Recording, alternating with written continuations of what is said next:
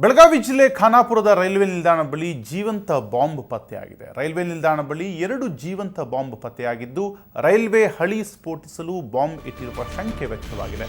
ಅನಾಮಧೇಯ ವ್ಯಕ್ತಿಯಿಂದ ಬೆದರಿಕೆಯ ಕರೆ ಬಂದಿತ್ತು ಎನ್ನಲಾಗಿದೆ. ಖಾನಾಪುರ ಪೊಲೀಸರು ಸ್ಥಳಕ್ಕೆ ಭೇಟಿ ನೀಡಿ ಪರಿಶೀಲನೆಯನ್ನ ನಡೆಸುತ್ತಿದ್ದಾರೆ.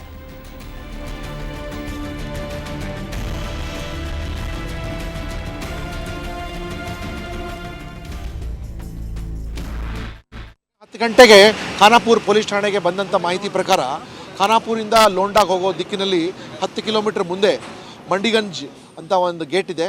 ಅಲ್ಲಿ ರೈಲ್ವೆ ಹಳಿ ಮೇಲೆ 2 ಬಾಂಬ್ ನಮೂನೆ ಪದಾರ್ಥ ಸಿಕ್ಕಿತ್ತು. ಅಲ್ಲಿಗೆ ಅವರು ರೈಲ್ವೆ ಕೀಮ್ಯಾನ್ಗೆ ಸಿಕ್ಕಿದ ಮಾಹಿತಿ ಬಂದ ಕೂಡಲೇ ಅವರು ಖಾನಾಪುರ ಪೊಲೀಸ್ ಸ್ಟೇಷನ್ಗೆ ಈ ಮಾಹಿತಿ ಕೊಟ್ಟರು.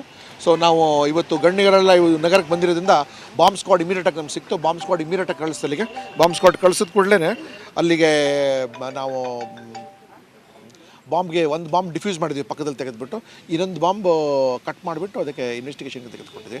ಮತ್ತು ವಾಪಸ್ ರೈಲ್ವೆ ಟ್ರ್ಯಾಕ್ ಹ್ಯಾಂಡ್ ಓವರ್ ಮಾಡಿಬಿಟ್ಟಿದ್ದಾರೆ. ರೈಲ್ವೆ ಏನು ಗೊತ್ತಾಗಿಲ್ಲ. ಈ ಇನ್ವೆಸ್ಟಿಗೇಷನ್ ಅಡಿಷನಲ್ SP ಗೆ ಮತ್ತು ಬಾಂಬ್ ಸ್ಕ್ವಾಡ್ನವರು